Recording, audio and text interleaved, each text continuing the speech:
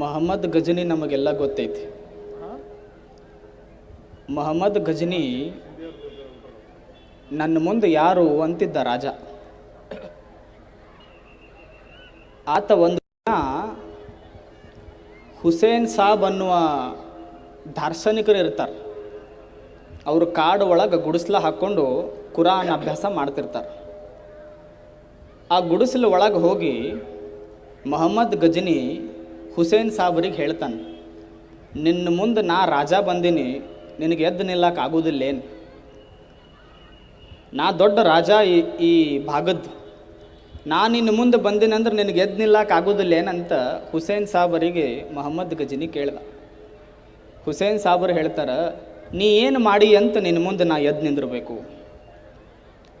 ಮೊಹಮ್ಮದ್ ಗಜನಿಯಿಂದ ಯಾರು ನಾ ಅಂದಾರ ಅವ್ರು ರುಂಡ ತೆಗೆದೀನಿ, ಯಾರು ನನ್ನ ಮುಂದೆ ಭಾರಿ ಅಂತ ಬಂದಾರ ಅವ್ರನ್ನ ಕಡ್ದು ಹೋಗದೀನಿ, ಮತ್ತು ಇದಕ್ಕಿಂತ ನಾ ಏನು ಮಾಡಲಿ ಅಂತ ಕೇಳ್ದ ಮೊಹಮ್ಮದ್ ಗಜನಿ. ಅವಾಗ ಹುಸೇನ್ ಸಾಬರು ಒಂದು ಕಿಮ್ಮತ್ತಿನ ಮಾತು ಹೇಳಿದರು, ರಕ್ತ ಹರಿಸಿ ನೀ ರಾಜ ಆದ್ರೆ ನೀ ರಾಜ ಆಗೋದಿಲ್ಲ, ಪ್ರೀತಿ ಹರಿಸಿ ನೀ ರಾಜ ಆಗೋದಿತ್ತಂದ್ರೆ ನಿನಗೆ ನಾ ಎದ್ದು ನಿಂತ್ಕೋತೀನಿ ಅಂತ ಹುಸೇನ್ ಸಾಬರದ ಮಾತನ್ನು ಹೇಳ್ತಾರೆ. ಅವಾಗ ಮೊಹಮ್ಮದ್ ಗಜನಿ ಅಂತಾರ, ಇವಂಗ ಸೊಕ್ಕ ಭಾಳ ಐತಿ, ಇವನು ಕರ್ಕೊಂಡು ಹೋಗಿ ನಮ್ಮ ಜೈಲು ಒಳಗೆ ಹಾಕ್ರಿ ಅಂತ ಸೈನಿಕರಿಗೆ ಹೇಳ್ತಾರೆ. ಅವಾಗ ಹುಸೇನ್ ಸಾಬರು ಅಂದರು, ಆಯಿತು, ನಿಮಗೆ ಎದ್ದು ನಿಂತ್ರೆ ನೀವು ನನ್ನ ಬಿಡ್ತೀರಲ್ಲ, ಆಯಿತು, ನಿಮಗೆ ನಾನು ಗೌರವ ಕೊಡ್ತೀನಿ, ರಾಜರಂತ ಗೌರವ ಕೊಡ್ತೀನಿ. ತಾನು ಎದ್ದು ನಿಂತ್ಕೋತಾರೆ ಅವ್ರ ಮುಂದೆ. ಎದ್ದು ನಿಂತ್ಕೊಂಡಾಗ ಗಜನಿ ಮೊಹಮ್ಮದ್ರು ಹೇಳ್ತಾರ, ಇಷ್ಟೆಲ್ಲ ರಾಜ ಇದ್ದವನು ನಾನು, ನಂದು ಬಂಗಾರದ ಅರಮನೆ, ನನಗೆ ಕೈಯಾಗೊಬ್ಬ ಸೈನಿಕ, ಕಾಲಾಗೊಬ್ಬ ಸೈನಿಕ, ನೀ ಇರೋದು ಸಣ್ಣ ಗುಡಿಸಲು ಒಳಗೆ, ಇಷ್ಟು ನಿನಗೆ ಅಹಂಕಾರ ಎಲ್ಲಿದ್ದು ಬಂತು? ನನ್ನ ಅರ್ಧ ರಾಜ್ಯ ಕೊಡ್ತೀನಿ ನಿನಗೆ, ನನ್ನ ಜೊತೆ ಬಾ ಅಂತಂದರು ಮೊಹಮ್ಮದ್ ಗಜನಿ ಹುಸೇನ್ ಸಾಬರಿಗೆ. ಹುಸೇನ್ ಸಾಬರು ಹೇಳ್ತಾರೆ, ನಿಮ್ಮ ಅರ್ಧ ರಾಜ್ಯ ನನಗೆ ಕೊಡೋಕ್ಕಿಂತ ಮುಂಚೆ ನಾವೊಂದು ಅರ್ಧ ರೊಟ್ಟಿ ಕೊಡ್ತೀನಿ, ಅದನ್ನು ತಿಂದು ತೋರಿಸ್ರಿ ಅಂದ್ರು ಅವ್ರು ಹುಸೇನ್ ಸಾಬರು. ಮೊಹಮ್ಮದ್ ಗಜನಿ ಅಂತಾರ, ಇಡೀ ಎಲ್ಲ ರಾಜರ ರುಂಡ ಕಡ್ದವ್ ನಾನು, ರಕ್ತ ಹರಿಸ್ದವ್ ನಾನು, ಒಂದು ರೊಟ್ಟಿ ತಿನ್ನೋಕ್ಕಾಗೋದಿಲ್ಲ ಏನು ನನಗೆ? ಕೊಡು, ಅದ್ಯಾವ ರೊಟ್ಟಿ ಅಂದರು. ಕಟ್ ರೊಟ್ಟಿ, ಮಾಲೂಮೇ ಹಾಕೋ, ಕಟ್ ರೊಟ್ಟಿ ಇರ್ತೈತಲ್ಲ, ಅದು ಗಂಟಲ್ದಾಗ ಇಳಿದೆ ಅಲ್ಲ ದೊಡ್ಡ ಮಂದಿಗೆ, ಅದು ಯಾರಿಗೆ ಅಭ್ಯಾಸ ಇರ್ತೈತಲ್ಲ ಅವ್ರಿಗೆ ಅಷ್ಟೇ ತಿನ್ನಕ್ಕೆ ಬರ್ತೈತೆ. ನೀವು ಯಾರ ಬ್ರೆಡ್ಡು ಜಾಮು ಪಿಜ್ಜಾ ತಿಂದವ್ರಿಗೆ ಕಟ್ ರೊಟ್ಟಿ ಕೊಟ್ರಿ ಅಂದ್ರೆ ಅದು ಗಂಟೆಲ್ಲ ಸಿಗಿನೇ ಬೀಳ್ತೈತೆ, ಅದು ಒಳಗೆ ಇಳಿದಿಲ್ಲ. ಹಂಗೆ ಮೊಹಮ್ಮದ್ ಗಜನಿ ಅವರಿಗೆ ರೊಟ್ಟಿ ಕೊಟ್ಟಾಗ ಹುಸೇನ್ ಸಾಬ್ರು ಅದು ಗಂಟಲ್ದಾಗೆ ಇಳಿಲಿಲ್ಲ, ನುಂಗುದೇ ಆಗಲಿಲ್ಲ, ವಾಪಸ್ಸು ಉಗಳಿದ್ರು ಗಜನಿ ಮೊಹಮ್ಮದರು. ಹುಸೇನ್ ಸಾಬ್ರು ಅಂತಾರ, ಒಂದು ಸಣ್ಣ ರೊಟ್ಟಿ ನಿನಗೆ ನುಂಗುದಾಗಲಿಲ್ಲ, ನಿನ್ನ ಅರ್ಧ ರಾಜ್ಯ ನಾ ಹೆಂಗೆ ನುಂಗ್ಲಿ ಅಂದ್ರು ಅವ್ರು ಹುಸೇನ್ ಸಾಬ್ರು. ನಿನ್ನ ರಾಜ್ಯ ನನಗೆ ಬೇಡ ಅಂದರು. ಯಾಕೆ ಈ ಮಾತನ್ನು ನಾನು ಹೇಳಕತ್ತೀನಿ ಅಂದ್ರೆ, ಜಗತ್ತು ಒಳಗೆ ಯಾರು ಪ್ರೀತಿ ಹರಿಸಿದಾರ ಅವರು ಮಾತ್ರ ಈ ಜಗತ್ತು ಒಳಗೆ ದೊಡ್ಡವರಾಗ್ಯಾರ. The one who spread love has become the biggest man in this world, not the one who has constructed architect, not the one who has the great car, bikes, home etcetera. ಈ ಜಗತ್ತು ಒಳಗೆ ನಿಜವಾದ ದೊಡ್ಡ ವ್ಯಕ್ತಿ ಯಾರು ಅಂದ್ರೆ, ಯಾರು ಇನ್ನೊಬ್ಬರಿಗೆ ಪ್ರೀತಿ ಕೊಟ್ಟಾರಲ್ಲ ಅವರು ನಿಜವಾದ ದೊಡ್ಡವರು. ಈ ವೇದಿಕೆ ಪ್ರೀತಿ ಹಂಚುವ ವೇದಿಕೆ, ಅದಕ್ಕೆ ಇವತ್ತಿದಿಷ್ಟು ದೊಡ್ಡದಾಗಿದೆ ಅಷ್ಟೇ. ಪ್ರೀತಿ ಹಂಚುವ ವೇದಿಕೆ ಇದ್ದಾಗ ಮನುಷ್ಯ ದೊಡ್ಡವನಾಗಲಿಕ್ಕೆ ಸಾಧ್ಯ ಇದೆ. ಒಮ್ಮೇನಾಯಿತು, ಈ 9 ನಂಬರ್ ಜಗಳ ಆಡ್ತದು 8 ಜೊತೆ. ನಾ ದೊಡ್ಡವ ಭಾಳ, ನನ್ನ ಮಗ್ಳು ನೀ ಬರಬೇಡ ಅಂಥದ್ದು 8 ನಂಬರಿಗೆ. 8 ನಂಬರ್ 9 ನಂಬರ್ ಬರೋದಕ್ಕೇ 9 ನಂಬರ್ 8 ನಂಬರ್ಗೆ ಕಪಾಳಿಗೆ ಹೊಡಿಯೋದು. ಯಾಕೆ? ನಾ ದೊಡ್ಡವದೀನಿ, ನಾ 9 ನೀ 8, ಸರಿ ನಡಿ ಆ ಕಡೆ. 8 ಹಿಂಗೆ ಯೋಚನೆ ಮಾಡ್ತು. 8 7ಕ್ಕೆ ಹೇಳ್ತು, ನೀ ನನ್ನ ಮಗ್ಳು ಬರಬೇಡ, ನೀ ಸಮ ಅಲ್ಲ, ನಾ ಭಾಳ ದೊಡ್ಡವ. 7 6ಕ್ಕೆ ಹೇಳ್ತು, ನೀ ನನ್ನ ಮಗ್ಳು ಬರಬೇಡ, 7 ನಾ ಭಾಳ ದೊಡ್ಡವ ಅಂತು. 6 5ಕ್ಕೆ ಹೇಳ್ತು, 5 4ಕ್ಕೆ ಹೇಳ್ತು, 4 3ಕ್ಕೆ ಹೇಳ್ತು, 3 2ಕ್ಕೆ ಹೇಳ್ತು, 2 1ಕ್ಕೆ ಹೇಳ್ತು. ಏನಂತ? ನನ್ನ ಮಗ್ಳು ನೀ ಬರಬೇಡ, ನಾ ದೊಡ್ಡವ, 1 ನೀ ಸಣ್ಣವ ಅಂತ. 1 ಹೊಳ್ಳಿ ಹೇಳಬೇಕು ಯಾರಿಗೆ? 0. 1 ಯಾರಿಗೆ ಹೇಳಬೇಕು? 0.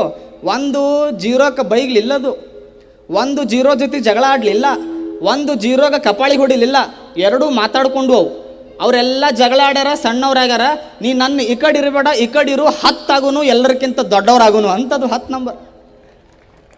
ಅವ್ರಂಗೆ ನಾವು ಜಗಳ ಆಡೋದು ಬೇಡ, ನೀ ನನ್ನ ಮಗ್ಳು ಬಂದುಬಿಡು, ನಾವು ದೊಡ್ಡವರಾಗಿಬಿಡು ಅಂತಂಥದ್ದು. ಯಾಕೆ ಈ ಮಾತನ್ನು ನಾನು ಹೇಳಕತ್ತೀನಿ ಅಂದ್ರೆ, ಕೂಡಿ ಬಾಳಿದ್ರೆ 10 ನಂಬರ್ ಹಂಗೆ ನಾವು ದೊಡ್ಡವರಾಗಕ್ಕೆ ಸಾಧ್ಯ ಐತಿ. We should live with peaceful. ಎಷ್ಟು ಚಂದ ಕೂಡಿ ಬದುಕ್ತೀವಲ್ಲ ಅಷ್ಟು ದೊಡ್ಡವರಾಗಲಿಕ್ಕೆ ಸಾಧ್ಯ ಐತಿ. ಹೇಳಿಲ್ಲ ಏನು ತುಳಸಿದಾಸರು ಎಷ್ಟು ಅದ್ಭುತವಾಗಿ ಹೇಳ್ತಾರೆ, ಇಸ್ ಜಗತ್ ಮೇ ಕೋನ್ ಶ್ರೇಷ್ಠ ಬಡಾ ಧರ್ಮ ಹೇ, इस जगत में कौन श्रेष्ठ बड़ा धर्म है, ना किसी धर्म बड़ा नहीं है इस देश में। किसका धर्म पेट भरता है, किसका धर्म प्यास निभाता है, किसका धर्म दूसरों का आंसू वरसता है, वही बड़ा धर्ಮ है ಅಂತ ತುಳಸಿದಾಸರು ಒಂದು ಕಿಮ್ಮತ್ತಿನ ಮಾತು ಹೇಳ್ತಾರೆ. ಯಾರು ಹಸಿದವನ ಹೊಟ್ಟೆ ತುಂಬಿಸ್ಯಾನ, ಯಾರು ಅಳ್ಕೊಂತ ಕುಂತವನ ಕಣ್ಣೀರು ವರ್ಷಾನ, ಯಾರು ನನಗೆ ಯಾರೂ ಇಲ್ಲ ಅಂತ ಕೂತ್ಕೊಂಡವಂದು ನಾನು ನಿನ್ನ ಜೊತೆ ಅದೀನಿ ಅಂತ ಪ್ರೀತಿ ಮಾತು ಯಾರು ಆಡಿದಾನಲ್ಲ ಅವಂದೇ ನಿಜವಾದ ದೊಡ್ಡ ಧರ್ಮ ಅಂತ ಹೇಳ್ತಾರೆ. ಬಸವಣ್ಣನವರು ಅದ್ಭುತವಾಗಿ ವಚನವನ್ನು ಹೇಳ್ತಾರೆ. ದಯವಿಲ್ಲದ ಧರ್ಮ ಅದ್ಯಾವುದಯ್ಯ, ದಯ ಬೇಕು ಸಕಲಂ ಪ್ರಾಣಿಗಳಿಗೆ, ದಯವೇ ಧರ್ಮದ ಮೂಲವಯ್ಯ, ಕೂಡಲ ಸಂಗಮ ದೇವ ಎಂತೊಲಿವನಯ್ಯ ಅಂತ ಎಷ್ಟು ಅದ್ಭುತವಾಗಿ ಹೇಳಲ್ಲೇನು ಬಸವಣ್ಣನವರು. ಯಾವುದು ನಿಜವಾದ ಧರ್ಮ ಅಂದರೆ ನಾವೆಲ್ಲ ಬಡದಾಡುವುದು ನಿಜವಾದ ಧರ್ಮ ಅಲ್ಲ. ಯಾವುದು ನಿಜವಾದ ಧರ್ಮ ಅಂದ್ರೆ ಇನ್ನೊಬ್ಬರ ಹಸಿದ ಹೊಟ್ಟೆ ತುಂಬಿಸಿದ ಕೈ ಶ್ರೇಷ್ಠ ಕೈ, ಇನ್ನೊಬ್ಬರ ಕಣ್ಣೀರು ಒರೆಸಿದ ಕೈ ಶ್ರೇಷ್ಠ ಕೈ, ದೊಡ್ಡವರ ಮುಂದೆ ಬಾಗಿದ ಕಾಲು ಶ್ರೇಷ್ಠ ಕಾಲು, ಎಲ್ಲರೂ ಕೂಡಿ ಬಾಳಿದ ಊರು ಶ್ರೇಷ್ಠ ಊರು, ಅದು ನಮ್ಮ ತಾಳಿಕೋಟಿ ಊರು. ಇದಕ್ಕಿಂತ ಏನು ಬೇಕು, ಹೌದಿಲ್ಲ? ಎಲ್ಲರೂ ಕೂಡಿ ಬಾಳಿದ ಊರು ಕಾಸ್ಕತಪ್ಪನ ನಾಡು. ಎಷ್ಟು ಅದ್ಭುತವಾಗಿ ನಾವೆಲ್ಲರೂ ಬದುಕ್ತಾ ಇದ್ದೀವಿ. ಈ ಬದುಕು ಹೀಗೆ ಇರಲಿ, ತಮಗೆಲ್ಲ ಖಾಸ್ಕತನ ಅಲ್ಲಾಹುವಿನ ಕೃಪೆ ಇರಲಿ. ನಾನು ಮೊದಲು ಯಾಕೆ ಮಾತಾಡಕತ್ತೀನಿ ಅಂದ್ರೆ ಅಸಂಗಿ ಒಳಗೆ ಒಂದು ಪ್ರವಚನ ಕಾರ್ಯಕ್ರಮ ಐತಿ ಶಿವರಾತ್ರಿ ನಿಮಿತ್ತ. ಭಾಳ ದೂರಲ್ಲಿ ತುರ್ತು ಹೋಗಬೇಕಾಗಿರೋದ್ರಿಂದ ನಾನು ಕೇಳ್ಕೊಂಡೆ ಇಸ್ಲಾಮಿಕ್ ಸಂಘಟನೆಯವ್ರಿಗೆ ದಯವಿಟ್ಟು ನನಗೆ ಕಳಿಸ್ಕೊಡ್ರಿಪ್ಪ ಆ ಕಡೆ ಅಂತಂದು. ಅವ್ರ ಅಜ್ಜರು ನೀವು ಬಂದು 2 ನಿಮಿಷ ಮಾತಾಡಿ ಹೋದ್ರೇ ಮತ್ತು ನಮ್ಮ ಹುಡುಗರಿಗೆಲ್ಲ ಭಾಳ ಉಪಯೋಗ ಆಗ್ತದೆ, ಖುಷಿ ಆಗ್ತದೆ ಅಂತ ಹೇಳಿದ್ರು. ಭಾಳ ಖುಷಿ ಆಯಿತು. ಎಷ್ಟು ಖುಷಿ ಆಗಕತ್ತೈತಿ ಅಂದ್ರೆ ಅಲ್ಲೆಲ್ಲ ನಾನು ಬರಬೇಕಾದ್ರೂ ನೋಡಿದೆ, ಸಣ್ಣ ಸಣ್ಣ ಹುಡುಗರೆಲ್ಲ ಸೆಲ್ಯೂಟ್ ಹೊಡ್ಯಕತ್ತಿದ್ವು. ಸೆಲ್ಯೂಟ್ ಹೊಡೆದು ನಮಸ್ಕಾರ ಮಾಡಕತ್ತಿದ್ದು. ನಾನು ಕೇಳಿದೆ ಒಬ್ರಿಗೆ, ಅಲ್ಲೋ ನಿಮಗೆ ಯಾರು ಸೆಲ್ಯೂಟ್ ಹೊಡ್ಯಕ್ಕೆ ಹೇಳ್ಕೊಟ್ಟಾರೋ, ನಿಮ್ಗೆ ಯಾರು ನಮಸ್ಕಾರ ಮಾಡಕ್ಕೆ ಹೇಳ್ಕೊಟ್ಟಾರೋ ಅಥವಾ ನೀವೇ ಮಾಡಕತ್ತೀರೋ ಅಂದರು. ಅವ್ರಂದರು ಯಾವೇ ಧರ್ಮದ ಗುರುಗಳು ಬಂದ್ರೂ ನಮಸ್ಕಾರ ಮಾಡ್ಬೇಕಂತ ನನ್ನ ಮನಸ್ಸಿನಿಂದ ಹುಡ್ತೈತ್ರಿ ಗುರುಗಳು, ಅದಕ್ಕೆ ನಾನು ನಮಸ್ಕಾರ ಮಾಡ್ತೀನಿ ಅಂತ ಹೇಳಿದ್ವು. ಇಲ್ಲೇ ನಮಗೆ ಯಾರೇನು ಹೇಳ್ಕೊಟ್ಟಿಲ್ಲ, ಯಾರೇ ಬಂದರೂ ಕೂಡ ಅವ್ರಿಗೆ ಕೈ ಮುಗಿಬೇಕು, ನಮಸ್ಕಾರ ಮಾಡಬೇಕು. ಯಾಕಂದ್ರೆ ನೀವು ತಿಳಿದವರು ಬರಾಕತ್ತೀರಂದ್ರೆ ನಿಮ್ಮಿಂದ ನಾವು ತಿಳ್ಕೊಬೇಕಂತ ಕೈ ಮುಗಿಯಾಕತ್ತೀವಂದ್ರಲ್ಲ. ಬಸವಣ್ಣ ಇದೇ ಹೇಳಿದ, ಬಾಗಿದ ತಲೆ ಮುಗಿದ ಕೈಯಾಗಿರಿಸು, ಶರಣರ ಬರವೆಂಗೆ ಪ್ರಾಣ ಜೀವಾಳವಯ್ಯ ಅಂತ ಬಸವಣ್ಣನವ್ರು ಹೇಳಿದ ಹಾಗೆಯೇ ಎಲ್ಲ ತಾವು ನಡ್ಕೊಳಕತ್ತಿರಲ್ಲ. ಅಚಕಂಠವಾಗಿ ಅದ್ಭುತವಾಗಿ ನಮ್ಮ ಮೊಹಮ್ಮದ್ ಅವರು ಬಂದಿದ್ದಾರೆ. ಅವರ ಮಾತುಗಳನ್ನು ತಾವೆಲ್ಲ ಕೇಳ್ರಿ. ನಿನ್ನೆ ಹೇಳಕತ್ತಿದ್ರು, ಭಾಳ ಅದ್ಭುತವಾಗಿ ಅವರು ಪ್ರವಚನವನ್ನು ಮಾಡ್ತಾರೆ. ಅವ್ರ ಮಾತನ್ನು ತಾವೆಲ್ಲ ಕೇಳ್ಕೊರಿ. ಭಾಳ ಶಿಸ್ತು, ನನಗೆ ಈ ಡಿಸಿಪ್ಲಿನ್ ಭಾಳ ಇಷ್ಟ ಆಯಿತು. ಭಾಳ ಕಡಿಮೆ ನಾವು ಈ ಡಿಸಿಪ್ಲಿನ್ ನೋಡೋದು. ಭಾಳ ಶಿಸ್ತಿನ ವ್ಯವಸ್ಥೆಯನ್ನು ತಾವು ಮಾಡಿರಿ. ಈ ಶಿಸ್ತು ಹೀಗೆ ಮುಂದುವರಿಲಿ. 2 ಕಣ್ಣು ಕೊಟ್ಟಾನ ಚಲೋ ನೋಡ್ರಿ, ಬಾಯಿ ಕೊಟ್ಟಾನ ಚಲೋ ಮಾತನಾಡ್ರಿ, ಕಿವಿ ಕೊಟ್ಟಾನ ಅಂತಂದ ಮ್ಯಾಗ ಎಷ್ಟು ಸಾಧ್ಯ ಐತೆ ಅಷ್ಟು ಚಲೋ ಕೇಳಿಸ್ಕೊಳ್ಳೋನು. ಒಂದು ದಿನ ಪಕ್ಕಾ ಸಾಯ್ತೀವಿ, ಯಾರೂ ಪರ್ಮನೆಂಟಾಗಿ ಇರೋದಿಲ್ಲಲ್ಲ. ಒಬ್ಬ ಸ್ಮಶಾನಕ್ಕೆ ಕಿವಿ ಕೊಟ್ಟಿದ್ನಂತೆ. ನಾವೆಲ್ಲ ಹೋಗಿ ಕಿವಿ ಕೊಡ್ತೀವಿ, ನಾವೆಲ್ಲ ಹೋಗಿ ಸಿನಿಮಾಗೆ ಕಿವಿ ಕೊಡ್ತೀವಿ. ಒಬ್ಬ ಭೂಪ್ ಹೋಗಿ ಸ್ಮಶಾನಕ್ಕೆ ಕಿವಿ ಕೊಟ್ಟಿದ್ದ. ಏನು ನೀವು ಅಂತಿರಲ್ಲ, ಅದು ಖಬ್ರಸ್ತಾನ್, ಅಲ್ಲಿ ಹೋಗಿ ಕಿವಿ ಕೊಟ್ಟಿದ್ದವ.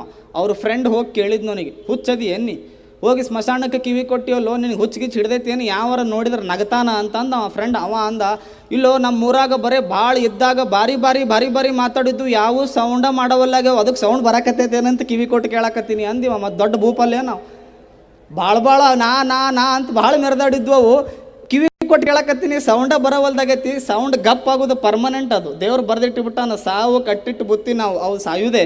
ಇದ್ದಷ್ಟು ದಿನ ಸೌಂಡ್ ಮಾಡೋದಲ್ಲ, ಇನ್ನೊಬ್ಬರಿಗೆ ಪ್ರೀತಿಯ ಮಾತುಗಳು ಆಡ್ಕೊಂತ ನಾವು ಬದುಕೋಣ ಅಂತ ತಿಳಿಸಿ ಮುಂದಿನ ಕಾರ್ಯಕ್ರಮಕ್ಕೆ ಅಣಿ ಮಾಡಿ ಕೊಡ್ರಿ. ವೇದಿಕೆ ಮೇಲೆ ಇನ್ನೂ ಭಾಳಷ್ಟು ಜನ ಮಾತನಾಡ್ತಾರೆ. ಭಾಳ ಚಂದ ಸಂಘಟನೆ ಆಗ್ಯದ, ಭಾಳ ಖುಷಿ ಆಯಿತು. ಏನು ಈ ಬಾಂಧವ್ಯ ಐತಲ್ಲ, ನಿಮ್ಮ ಹೊಸ್ಸು ಹುಡುಗರು, ನಿಮ್ಮ ಬಳಗದ ಹೊಸ್ಸು ಹುಡುಗರು ನನ್ನ ಮ್ಯಾಗ ಭಾಳ ಜೀವ. ನೀವೆಲ್ಲ ದೊಡ್ಡವ್ರು ಏನು ಕುಂತೀರಿ, ನೀವೆಲ್ಲ ನಮ್ಮ ಹಿಂದಿನ ಅಜ್ಜರ ಬಳಗ, ನೀವು ಹಿಂದಿನ ವಿರಕ್ತ ಅಜ್ಜರ ಬಳಗ. ನೀವು ಅಲ್ಲೇನು ಹೊರಗೆ ನಮ್ಮ ಹೊಸ್ಸು ಹುಡುಗರಲ್ಲ, ಅದು ನಮ್ಮ ಟೀಮ್. ಅದು ಅವು ಕೇಳ್ರಿ ಗೊತ್ತಾಗ್ತೈತೆ. ಅವ್ರು ನೀವೇನು ದೊಡ್ಡವ್ರದಿರಿ ನಂಗೆ ಗೊತ್ತಿಲ್ಲ, ದೊಡ್ಡವರೆಲ್ಲ ದೊಡ್ಡ ಅಜ್ಜರ ಟೀಮ್. ನಿಮ್ಮ ಏನು ಮಕ್ಕಳದಾವಲ್ಲ 24, 23, 20, ಏಜ್ ಹೊಸು ನಮ್ಮ ಬಳಗವು. ಕತ್ರಿ ಬಜಾರಿಂದ ಹಿಡ್ದಟ್ಟಿಲ್ಲ ನಾವು ಊರು ದಾಟೋ ತಕ ಬರೀ ನಮಸ್ಕಾರ ಮಾಡ್ಕೊತಾನೆ ಹೋಗ್ಬೇಕಂತ ನಮ್ಮದು ಟೀಮ್ ಬೇರೆ ಐತದು.